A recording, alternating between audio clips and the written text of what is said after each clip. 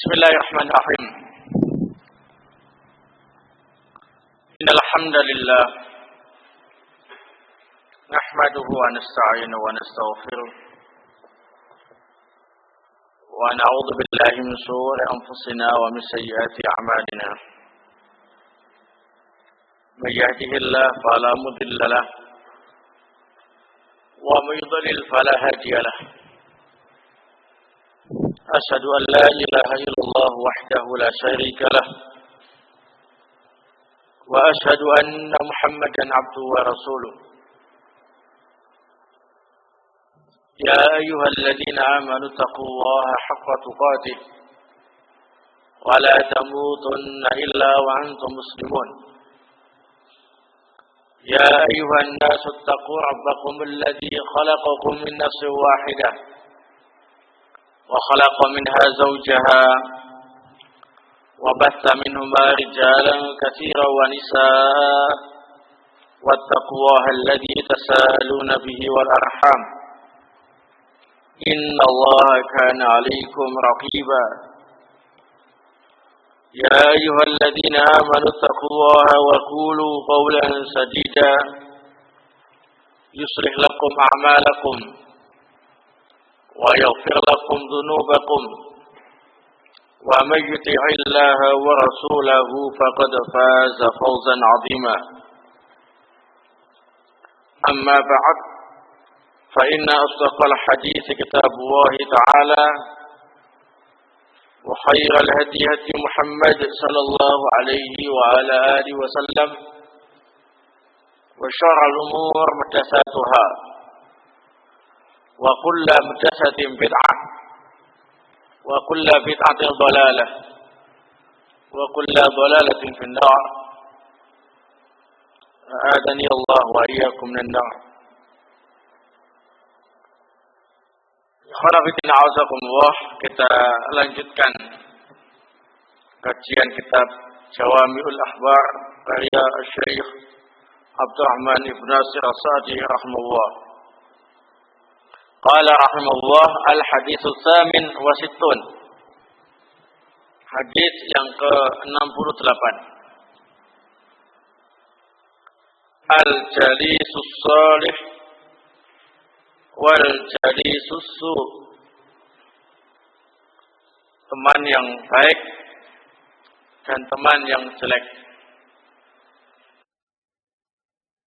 An Abi Musa al-Ash'ari radhiyallahu ta'ala anhu qala. Dari Abu Musa al-Ash'ari, semoga Allah meridhoinya, ia berkata, qala Rasulullah sallallahu alaihi wa ala alihi wasallam. Rasulullah sallallahu alaihi wa ala alihi wasallam bersabda,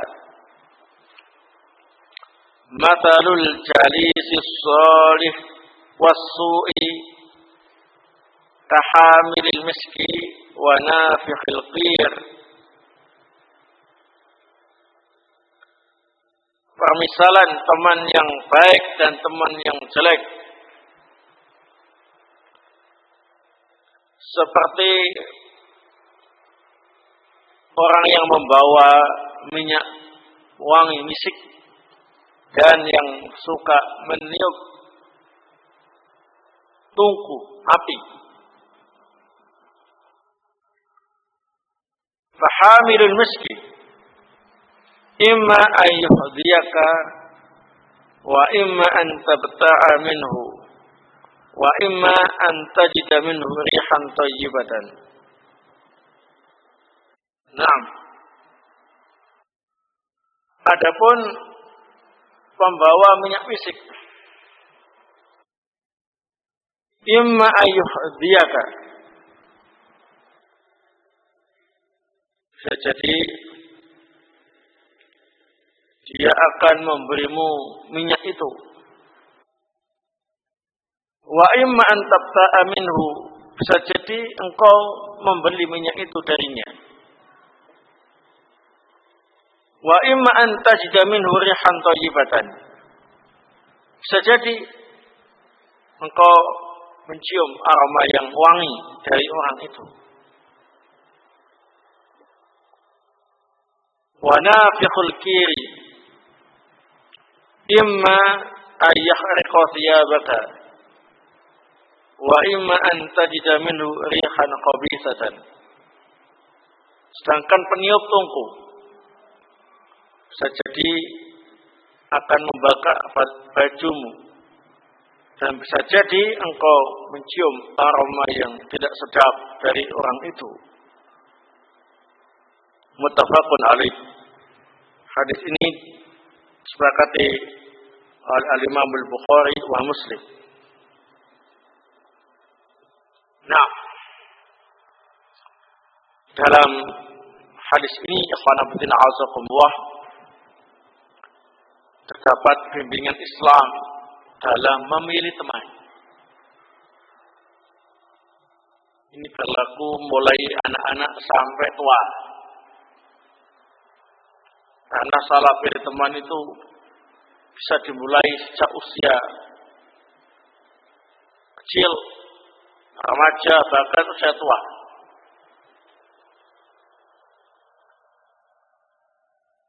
Nah,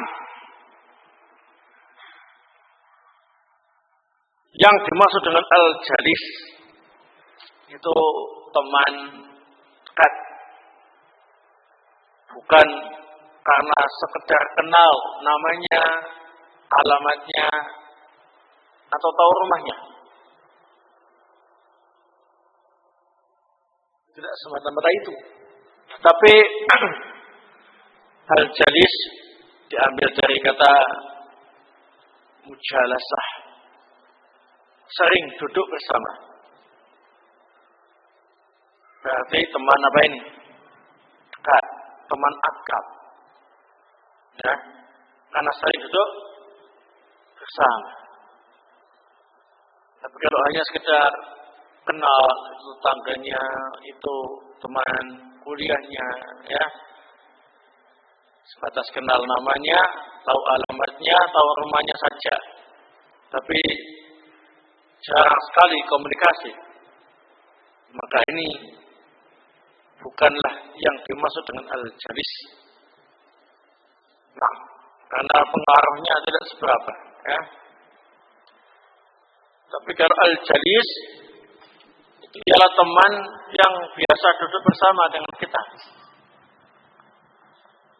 akrab dengan kita, bahkan biasa saling mencurahkan isi hati,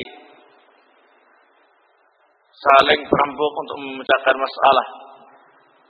Itu namanya al-jalis. Ini pengaruhnya memang luar biasa. Nah, sehingga dalam hadis ini ada bimbingan agar kita benar-benar memilih teman-teman yang saleh dan menjauhi teman-teman yang jelek. Nah, yang dimaksud dengan as-salih ialah teman yang baik agamanya.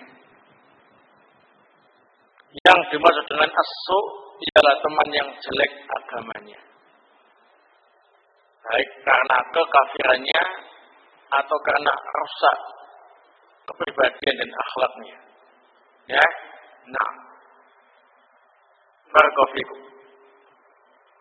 Al-Imam An-Nawawi rahimahullah dalam kitab beliau Sahih Muslim ketika membawakan hadis ini,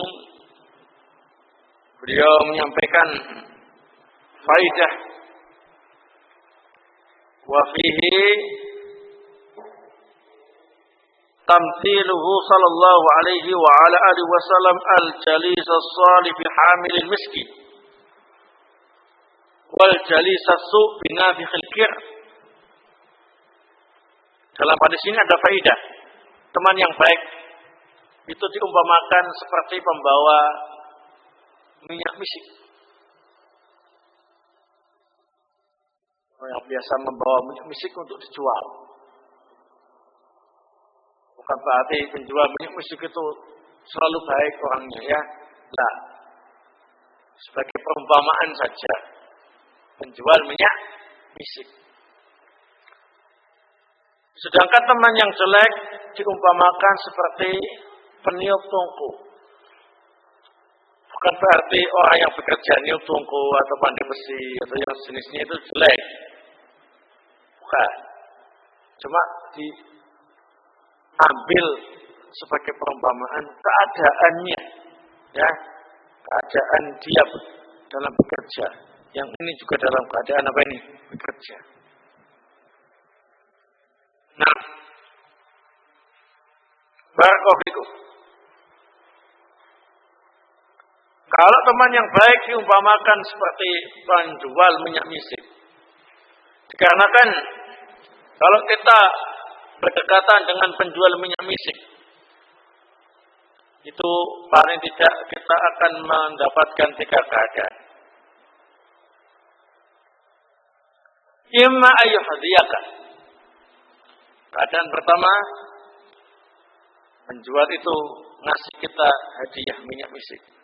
Ambil. Yang tentunya menyebabkan kita bisa menikmati harumnya misik. Ya enggak? Nah. Kemungkinan yang kedua, kita membeli minyak misik itu dari orang itu. Sehingga kita juga bisa menikmati harumnya misik. Kemungkinan yang ketiga, wa imma an tajda minhu rihan thayyibah. Enggak dikasih, yo enggak beli, paling tidak bisa mencium aroma misik yang keluar dari jualannya tadi itu. Karena dekat-dekat sama orang yang jual minyak itu biasanya, nah bisa harum juga, ya. Nah, nyenggol-nyenggol, nah, nyoba-nyoba, ya kan?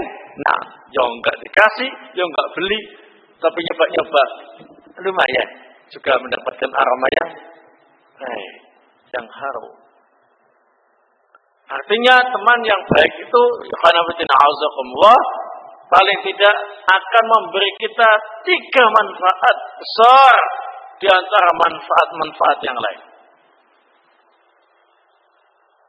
Manfaat yang pertama ialah dia memberi kita nasihat-nasihat yang baik, memberi kita contoh-contoh yang baik. Sebagaimana penjual minyak misik memberikan minyaknya kepada kita.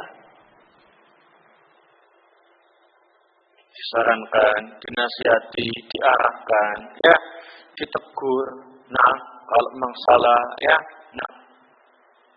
Suatu kenikmatan kalau kita punya teman yang punya perhatian yang cukup dalam permasalahan itu. Manfaat yang kedua, kita bisa minta nasihat. Untuk enggak ngasih bagian kita yang minta nasihat sama dia, minta pertimbangan sama dia, ya. Nah, sehingga kita bisa memecahkan banyak permasalahan, sehingga kita bisa terhindar dari kesalahan. Dikarenakan kita memiliki teman yang baik yang bisa kita minta nasihat dan ilmunya. Ya. Nah. Manfaat yang ketiga, bergaul dengan teman yang baik itu ialah kita bisa mendapatkan nama yang harum. Dikarenakan kita sering berkumpul dengan orang-orang yang saleh, orang-orang yang baik, maka secara tidak langsung orang lain akan menganggap kita sama dengan orang-orang yang saleh tadi itu. Kita juga ikut mendapatkan nama baik. Oh, temannya fulan. Oh iya, itu kumpulannya sama fulan-fulan itu. Ya, biasa belajar agama, biasa membaca Quran, pelajari Al-Quran, ya. Nah, tidak suka mengganggu tetangga dan lain sebagainya. Nah, walaupun kita tingkat ibadah dan amalnya itu tidak sekelas, tidak sekaliber teman kita tadi, paling tidak kita juga mendapatkan nama baik juga dengan bersahabat dan berteman bersama orang-orang yang baik agamanya tadi. Itu manfaatnya. Ya. Nah. Sebaliknya, berteman dengan orang yang jelek, berteman dengan orang-orang yang jelek agamanya, itu paling tidak membawa dua dampak negatif. Di antara dampak-dampak negatif yang lain. Sebagaimana kalau dekat-dekat dengan peniup tungku. Kata Rasulullah, kalau engkau tidak terbakar karena dekat-dekat apinya, ya paling tidak engkau akan mencium aroma yang sedap di tempat pembuat peniup tungku tadi itu. Ya. Dampak yang pertama, berteman dengan yang jelek agamanya, ialah kita terpengaruh dengan kerusakan agama teman kita tadi. Namanya terbakar. Ya. Namanya mutaharrik. Terbakar. Baju agama kita terbakar. Kita terpengaruh dengan teman-teman tadi, sekalipun asalnya polos, ya, masih putih, nggak tahu apa-apa, tapi karena salah pergaulan, kumpulannya dengan orang-orang yang jelek agamanya, jelek akhlaknya, maka dampak negatifnya itu akan ikut-ikutan menjadi jelek, sebagaimana temannya, terpengaruh. Dampak negatif yang kedua, paling tidak kita akan mendapatkan nama yang jelek di tengah-tengah masyarakat. Kenapa? Karena kita dikenal suka berkumpul dengan para penjahat, anak-anak jalanan yang suka goda orang lewat, suka mengganggu tetangga, suka mencuri ayamnya tetangga, suka mengambil mangganya tetangga, suka kadang malam sambil hura-hura, minum-minum. Ya, walaupun kita seandainya tidak melakukan hal itu, tapi karena kita sering kumpul-kumpul sama mereka, ya, kena juga nama kita, ya. Nah, kalau sudah diciduk sama polisi, nah, ya sudah kena juga. Baik itu anggotanya maupun bosnya, ya. Nah, ataupun penontonnya. Kena semua. Baik, barakallahu fikum.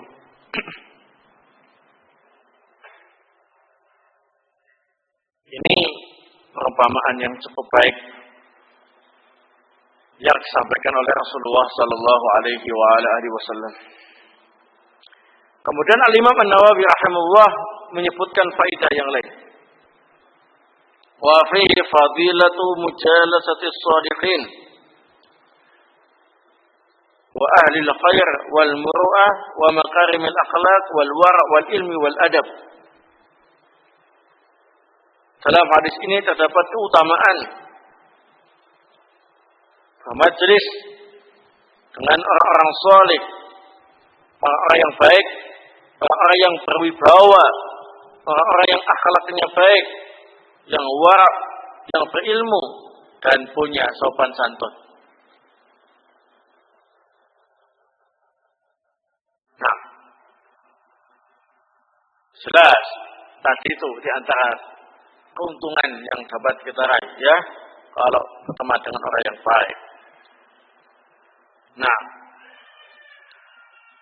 wa nahyu an mujalasati ahli syarr wal bidah wa man yaghtab an-nas aw yaqduru fajruhu wa batalatuhu wa nahwu dzalika min al-anwa'il madmumah. Dan dalam hadis ini terdapat larangan untuk bermajlis dengan orang-orang yang jahat, orang-orang yang ahlul bid'ah, orang yang suka ghibah, atau orang yang terkenal dengan perbuatan maksiatnya, atau terkenal dengan hal-hal yang tercela lainnya. Nah, sekalipun kita tidak melakukan kebid'ahan, tidak melakukan kejelekan, tidak ikut-ikutan riba, tapi kita ikut bermajelis di situ, kumpul-kumpul di situ, tidak ikut melarangnya, malah menonton, malah menjadikannya sebagai tempat mangkal bersama, nah itu sudah terlarang. Nah, barakallahu fikum. Oleh sebab itulah para ulama menjadikan hadis ini sebagai dalil tentang larangan menghadiri majelis ahlul ahwa wal bidah atau belajar di markas ahlul ahwa wal bidah. Nah, kenapa enggak boleh? Nah, berteman saja yang mungkin ketemunya itu ya sepekan sekali, nah atau sekali-kali ya kumpulnya, itu saja dilarang. Dan bagaimana kalau tiap hari bermajelis dengan ahlul ahwa wal bidah? Bersimpuh di depannya, berlutut di depannya. Nah, kadzalika. Lebih tidak boleh lagi. Nah, dampak negatifnya ya sama dengan orang yang bergaul dengan teman yang jelek. Ahlul wal bidah termasuk yang jelek. Kalau kita terbakar, ya ini terpengaruh dengan kebid'ahannya. Ya paling tidak kita akan mendapat nama jelek di luar bulan, termasuk muridnya ahlul ahwa wal bidah. Nah, barakallahu fikum. Kalau ada yang beralasan, kita ambil yang baik saja, yang jelek-jeleknya enggak kita ikuti. Ya, nah, sama.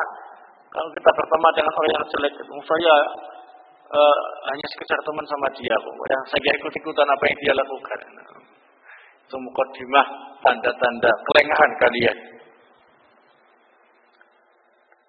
Semua orang itu begitu, enggak ada yang kayak gitu. Ya, tapi nyatanya setelah bergaul dengan teman-teman yang jelek, benar-benar jadi jelek. Karena teman itu saling mempengaruhi satu sama lain. Kita jangan merasa khusnudzon dengan diri kita sendiri, mampu mempengaruhi teman-teman kita. Jangan punya perasaan pede yang terlalu tinggi. Justru kita harus suudzon dengan kemampuan kita. Mampukah kita mempengaruhi teman-teman kita yang jelek tadi supaya baik?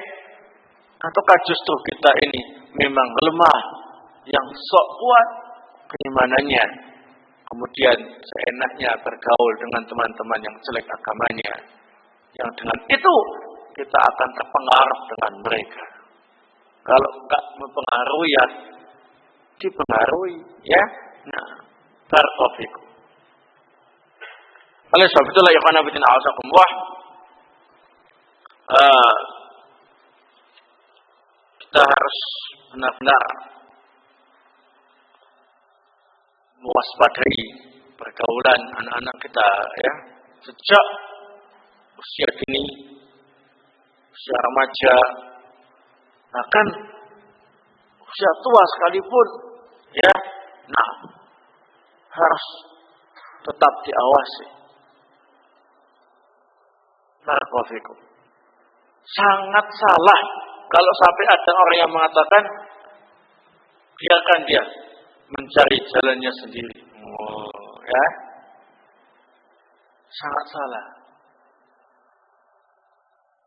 Nah, karena kalau anak yang belum tahu apa-apa disuruh mencari jalannya sendiri, maka bisa jadi dia mencari jalan yang sesat, yang salah. Itu hukum aslinya itu orang tua yang ngerti agama. Tapi kalau orang tuanya nggak ngerti agama, ya harusnya memang silakan engkau mencari jalanmu. Jangan mencontoh jalannya bapak, gitu ya kan. Nah, tapi penjelasan ini ialah hukum asal. Orang tua sudah banyak makan garam, ngerti mana yang baik, mana yang jelek, karena semakin banyak ilmunya, ya. Nah, sudah tahu pergaulan ini bukan itu, sehingga tetap membimbing putra-putrinya agar tidak salah pilih teman, tidak salah pergaulan, ya. Nah, begitu. Entah itu di desa maupun di kota, sama saja. Jangan ada yang bilang kalau di desa itu orangnya masih polos-polos, ya. Nah, polos maksiatnya. Nah, desa itu kayaknya polos maksiatnya ini. Nah, bakal lebih dahsyat daripada orang kota mungkin, ya. Nah, orang kota mabuknya di diskotik begitu, ya. Nah, orang desa mabuknya di mana? Ya di sawah-sawah, gubuk. Ya, nah, begitu ya. Nah, barakallahu. Cuma lain tempat gitu saja, ya. Sudah sekarang itu tidak pandang bulu mana kota mana desa, semuanya harus benar-benar mengontrol putra-putrinya, generasi masa depan agar tidak salah pilih teman. Di antaranya ya tidak sembarangan memasukkan anaknya di lembaga pendidikan. Tidak sembarangan, ya. Nah, kenal memang di situ tidak diajari adab-adab dan norma-norma keislaman, ya jangan ditaruh di situ. Cepat atau lambat akan benar-benar tidak punya norma, tidak punya adab. Nah, yang benar-benar menjalankan pelajaran-pelajaran yang baik dalam agama ini, adab diajarkan dan yang lainnya diajarkan saja, ini harus dikontrol. Ya, apalagi yang tidak mengajarkan hal-hal yang memang sifatnya pendidikan agama. Ya, nah, barakallahu fikum. Baik. Jangan pula kita menjadi orang yang seenaknya dalam memperlakukan agama kita yang mulia ini, ya. Jadi kalau anaknya masih baik, ya, jangan dimasukkan pesantren, ya, iman, sayang, ya, nah. Biarkan dia bergaul dengan teman-teman yang ya berpemikiran modern.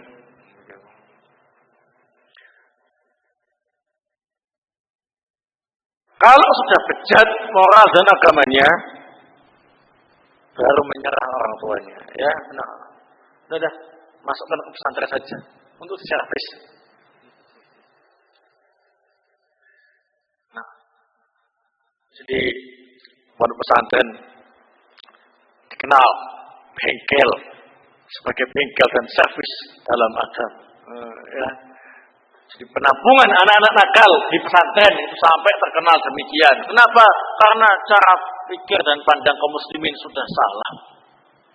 Harusnya mulai kecil itu dididik di pesantren, dididik tempat-tempat yang memang mengajarkan pendidikan agama yang baik untuk kebahagiaan di dunia dan di akhiratnya.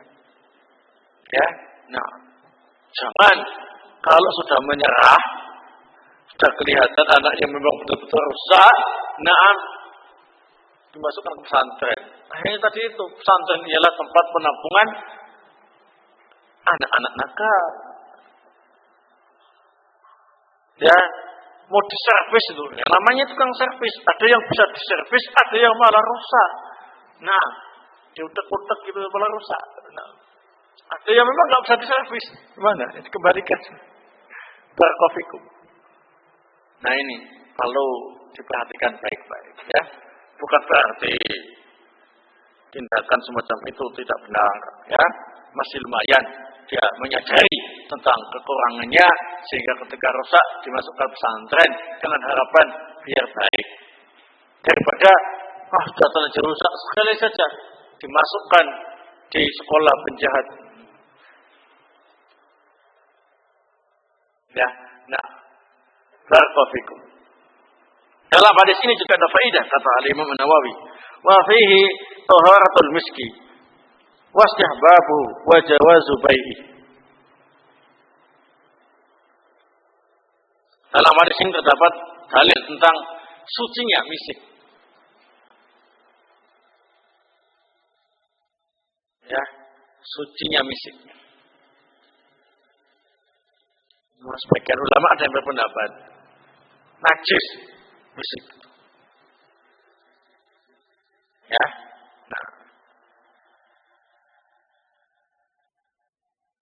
Tapi yang rajih, misik itu suci.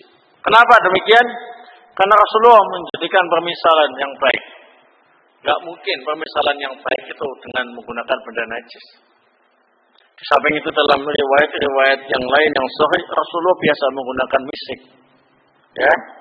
Nah, bahkan Rasulullah menyatakan annahu atyabut tib. Misik itu adalah minyak wangi yang terbaik.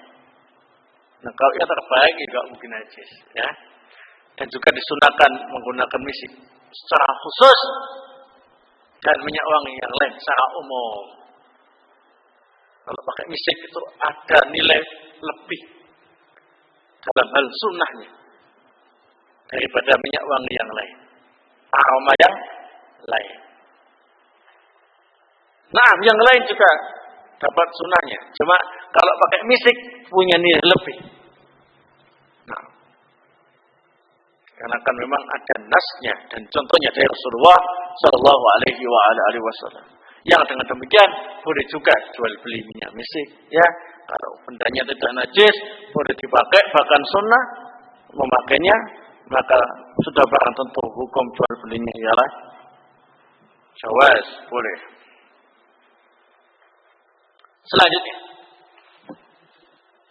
al-hadits tasi wasitun, hadis yang ke-69. Ihtirazul mu'min wa yaqbatuhu. Seorang mukmin itu selalu peka dan waspada. Nah, An Abi Hurairah radhiyallahu taala anhu qala Rasulullah sallallahu alaihi wa ala alihi wasallam la yaldaghul mu'min min juhrin wahid marratain. Muttafaqun alaih.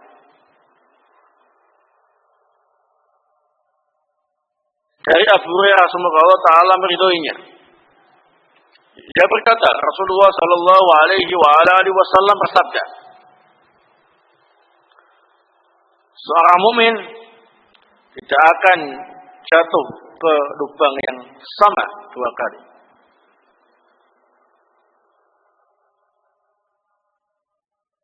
Sini sepakati oleh Imam Al-Bukhari wa Muslim. Apa maksudnya? Seorang mukmin pantang jatuh dalam lubang yang sama dua kali. Maksudnya terkait dengan urusan dunia, juga terkait dengan urusan akhirat. Dalam urusan dunia, nah, seorang muslim memiliki prinsip, ya, tidak melakukan hal-hal yang merugikan dunianya dua kali. Jadi kalau dia sudah tahu ini merugikan, nggak kemudian diulangi lagi, begitu. Paham maksudnya?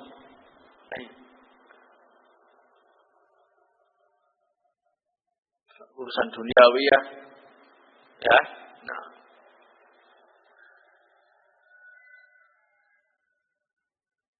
sudah tahu misalkan ini makanan membahayakan tubuhnya, ya jangan kemudian nyoba lagi. Makan kemudian menyebabkan dia keracunan, atau menyebabkan dia terkena penyakit yang berbahaya, maka jangan mengkonsumsi barang itu lagi. Karena kalau mengkonsumsi lagi ya akan kena lagi. Nah, itu namanya kepekaan dan kewaspadaan. Tidak jatuh dalam lubang yang sama dua kali, dalam urusan dunia maupun urusan akhirat. Dalam urusan agama ini, dalam urusan akhirat, sudah tahu dan menikmati itu kebid'ahan. Kemudian dia tahu itu bid'ah karena mendapat hidayah dari Allah Subhanahu wa taala sehingga dia meninggalkan kebid'ahan itu. Jangan kemudian coba-coba kembali kepada kebid'ahan yang telah ia rasakan dan nikmati selama ini untuk yang kedua kali. pantang kembali kepada kesesatan. Itu maksudnya, ya. Nah, paham ya? Kalau pernah jadi bajingan, kemudian bertobat jadi orang baik, jangan coba-coba ya menjadi bajingan lagi, begitu. Jahat. Ya. Kalau pernah jadi ahlul ahwa wal bidah, kemudian dapat hidayah oleh Allah sehingga menjadi ahlus sunnah wal jamaah, maka jangan coba-coba mendaftar menjadi ahlul ahwa wal bidah untuk yang kedua kali.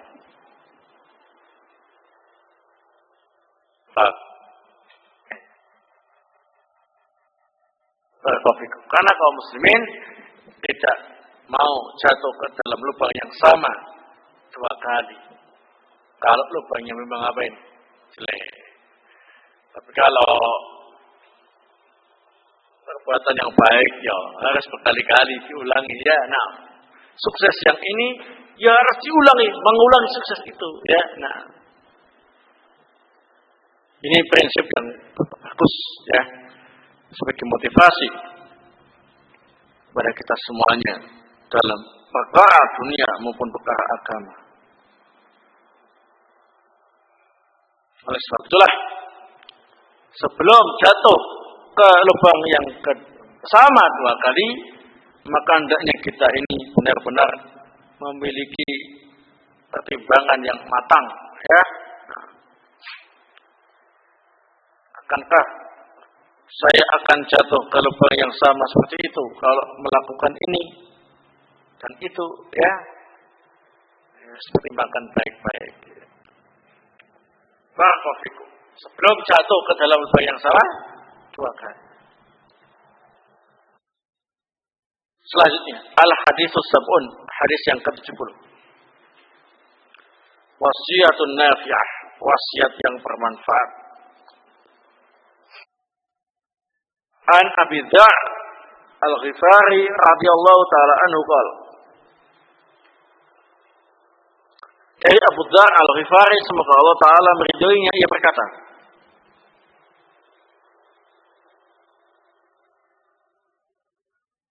qala Rasulullah sallallahu alaihi wa ala alihi wasallam, telah bersabda Rasulullah sallallahu alaihi wa ala alihi wasallam, ya Abu Dzar, la aqla katadbir.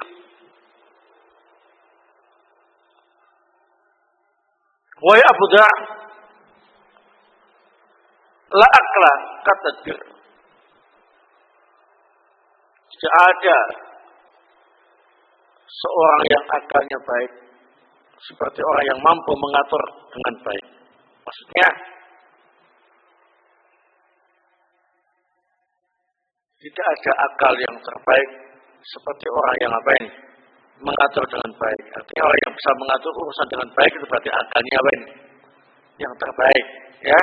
Nah, wala wara'ah kalqaf, dan tidak ada sikap wara' yang terbaik seperti menahan diri dari sesuatu yang meragukan. Wala hasaba ka husnil khuluq, dan tidak ada kehormatan yang terbaik seperti akhlak yang baik. Artinya tidak ada kehormatan yang melebihi baiknya apa ini? Akhlak yang baik. Rawahul Baihaqi fi Syu'bil Iman. Hadis ini diriwayatkan oleh Al-Imam Al-Baihaqi dalam kitab beliau Syu'bil Iman. Hadis ini dhaif karena dalam sanadnya ada rawi yang bernama Ibrahim Ibnu Syam Ibnu Yahya Al-Ghassani kadzab. Nah, bahkan para ulama di antaranya ialah Ibnu Qayyim Al-Jauziyah rahimahullah menyatakan ahaditsul aqli kulluha kadzib. Hadis-hadis yang membicarakan tentang masalah akal semuanya dusta. Ya, tidak ada yang sahih. Di sini juga didhaifkan oleh Al-Albani rahimahullah. Naam, dalam kitab beliau Mishkatul Masabih.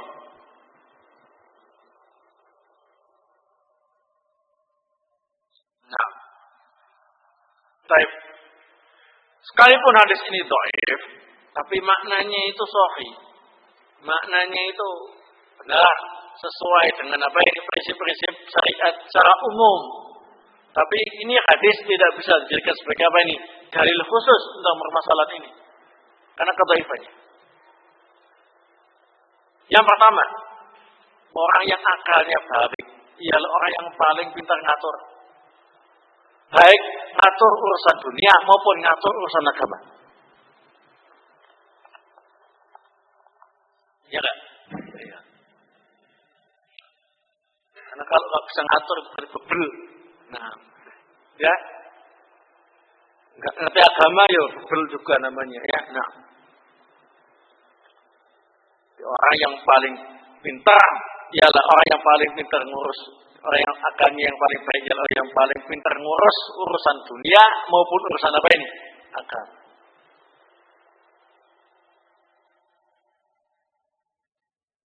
Orang yang aktif itu memang semakin tajam akalnya, ya, terus diasah, ya. Kalau dia pasif, nggak bisa ngurus ini, nggak bisa ngurus itu, lah dunia, waladin, nggak bisa ngurus dunia, juga nggak bisa ngurus agama. Nah, ini berarti akalnya kurang. Yang kedua, walau wara kalkaf. Wara yang terbaik ialah al-kaf, menahan diri dari perkara yang meragukan. Nah, namanya wara memang meninggalkan segala sesuatu yang haram atau yang meragukan keharamannya. Nah, nanti menahan diri dari segala sesuatu yang meragukan hukumnya. Nah, termasuk sikap wara yang baik. Tidak tahu ini halal atau haram, belum jelas, tinggalkan. Itulah wara yang bagus. Tapi kalau ini halal atau haram ya, ambil pusing, enak juga. Ini berarti tidak punya sikap wara, berbahaya sikap orang semacam ini. Bisa jadi barang yang dikonsumsi tadi benar-benar haram sehingga dia sudah memasukkan barang haram ke dalam perutnya. Dan yang ketiga, kehormatan yang terbaik ialah akhlak yang baik. Maksudnya seorang itu kadang diangkat sebagai orang yang terhormat karena apa ini? Kedudukannya. Ada yang karena apa ini? Hartanya. Ada yang karena akhlaknya yang baik. Nah, yang paling terhormat di antara itu semuanya ialah orang yang paling baik akhlaknya. Lebih kalau dia akhlaknya baik, berkedudukan tinggi, nah uangnya banyak, wah, masya Allah, ya langsung jadi pemimpin dia. Ya, orang biasanya langsung melirik dia, ya cocok jadi pemimpin. Akhlaknya yang baik, bisa memberi sesuatu yang baik. Kedudukan yang tinggi, bisa mengatur orang lain. Uangnya banyak, bisa naktir, ya kan? Nah, ya kan? Begitu. Barakallahu. Tapi ingat, hadis ini apa ini? Dhaif. Faedahnya saja itu yang sesuai dengan prinsip-prinsip umum dalam Islam. Selanjutnya.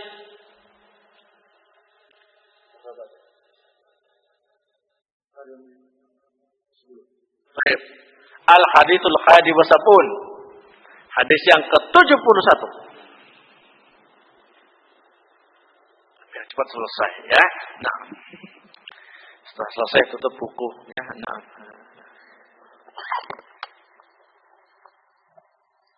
Damul ghalab. Tercelanya marah.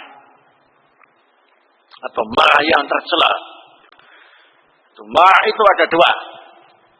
Ada yang terpuji, ada yang tercela.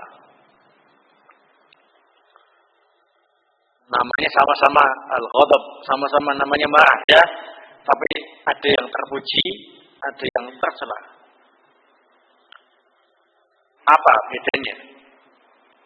Kalau marah yang terpuji, ialah marah karena Allah yakni marah karena membela agama Allah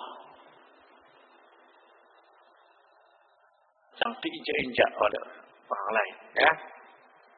Kalau marah yang tercela ialah al-ghadab fi nafsi, marah karena membela dirinya sendiri atau orang lain, ya. Nah, marah karena urusan dirinya sendiri, pribadinya atau pribadi orang lain, ya. Nah, contoh yang pertama yang terpuji, ada orang nginjak-nginjak mushaf Quran, injak kemudian dikencingi, sama kepada orang semacam itu. Baik,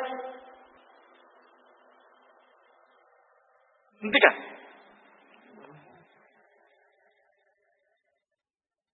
Terpuji.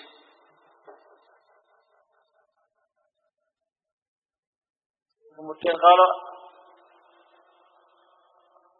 ada orang, nah, mencingi kita, nah, itu, ya datang langsung, gitu, wah, gitu ya, kurang ajar, ya, kamu tahu siapa saya, nah, saya itu kalau sudah makan orang, ya, seperti makan kerupuk, marah, langsung dia ngamuk, tercela. Loh kok tercela? Padahal dia pihak yang terzalimi, yang salah. Nah, karena memang dalam Islam tidak boleh kita kemudian marah karena urusan pribadi semacam itu. Nah, ya, kadzalika. Bagaimana kalau seandainya kita tidak marah tapi kita balas mengincingi orang itu? Enggak apa-apa. Tapi bukan sunnah. Nah, yang penting ukuran kencingnya sama. Ya, kalau Anda dikencingi 1 liter, maka harus mengencingi 1 liter lagi. Namanya qisas.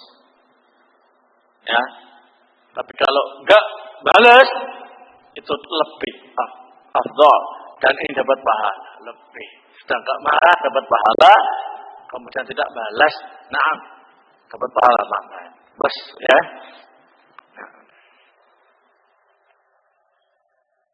Paham ya? Nah, itu perbedaan. Dalam hadis ini terkait dengan marah yang tercela. An Abi Hurairah radhiyallahu taala anhu qala jaa rajul faqala ya Rasulullah ausini. Dari Abu Hurairah radhiyallahu taala anhu ia berkata ada seorang laki-laki datang. Kemudian berkata, "Wahai Rasulullah, berilah aku nasihat." Faqala, Rasulullah bersabda, "La taghdab." Jangan marah. Tsumma raddada miraran, kemudian dia kembali mengulangi permintaannya, yakni berilah aku nasihat. Faqala, Rasulullah tetap menjawab, "La taghdab." Jangan engkau marah. Rawahul Bukhari. Hadis ini diriwayatkan oleh Imam Bukhari.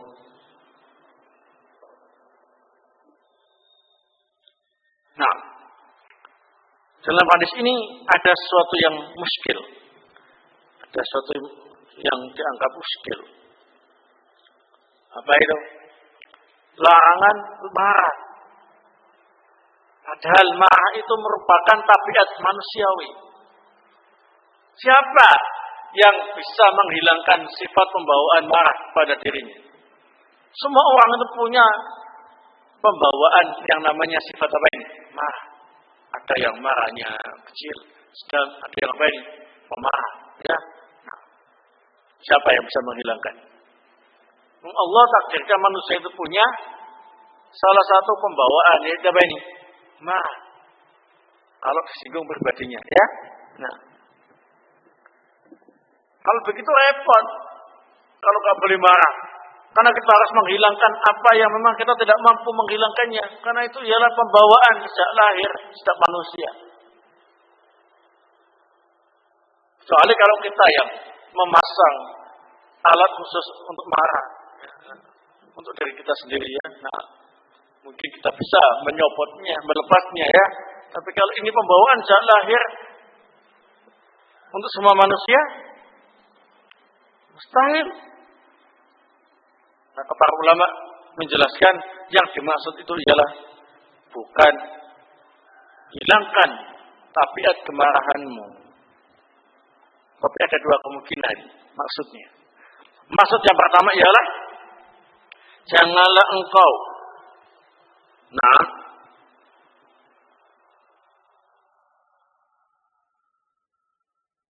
melakukan perbuatan-perbuatan yang menyebabkan sifat marahmu tadi itu kumat. Ya, janganlah engkau melakukan tindakan-tindakan yang menyebabkan marahmu itu kambuh, ya, atau muncul kemarahan. Ya, la taghdab. Apa contohnya tindakan-tindakan yang membuat marah itu apa? Terlalu berlebihan dalam bergurau. Kalau sudah berlebihan bergurau, asalnya santai-santai bergurau, saling ngejek sedikit. Akhirnya apa? Banyak ngejeknya, akhirnya puncak ya kan? Nah, maka jangan banyak-banyak bergurau. Karena banyak-banyak bergurau itu ialah salah satu sarana atau sebab bangkitnya kemarahan. Ya, nah, namanya la taghdab. Kemungkinan yang kedua, janganlah engkau melampiaskan kemarahanmu dengan tindakan-tindakan tertentu. Boleh marah, tapi jangan dilampiaskan. Karena marah itu adalah tabiat pembawaan manusia sejak lahir yang tidak bisa dihilangkan. Tapi jangan dilampiaskan. Kalau dilampiaskan, kena, terlarang. Sekarang kamu enak-enak duduk dikencingi orang. Ayo, siapa yang tidak marah? Silakan terus kencingi gitu ya. Nah, yang mungkin orang gila yang sudah enggak punya akal ya. Orang yang masih bakat sehat dikencingi sama temennya, bukan diompoli sama bayi yang kita gendong, bukan ya. Dikencingi sama temannya. Ya. Siapa yang tidak marah? Semuanya marah ya. Hatinya tolong marah. Nah, saat itu la taghdab, jangan engkau lampiaskan amarahmu dengan ucapan atau dengan tindakan atau dengan hal-hal yang sifatnya pelampiasan. Marah, langsung mukul. Nah, berarti terlarang.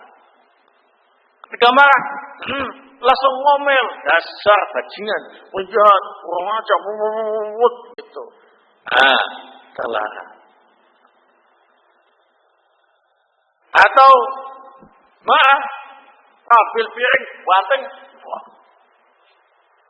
Nah, itu berarti sudah melampiaskan. Tapi kalau marah, terus diam. Marah dia. Sudah sana. Ya, jangan diulangi lagi. Sana.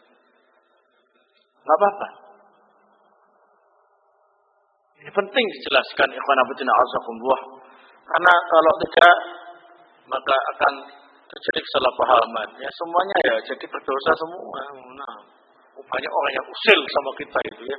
Nah, ya kadzalika barakallahu. Sehingga itulah sebabnya para ulama menjelaskan dua kemungkinan tadi itu. Janganlah kalian melakukan tindakan-tindakan yang bisa membangkitkan amarah kalian, atau janganlah kalian melampiaskan amarah kalian dengan ucapan ataupun tindakan. Barakallahu. Nah, bagaimana cara melepaskan diri dari marah yang tercela supaya kita tidak sampai melampiaskan marah kita yang tercela? Caranya yang pertama ialah dengan banyak-banyak berdoa supaya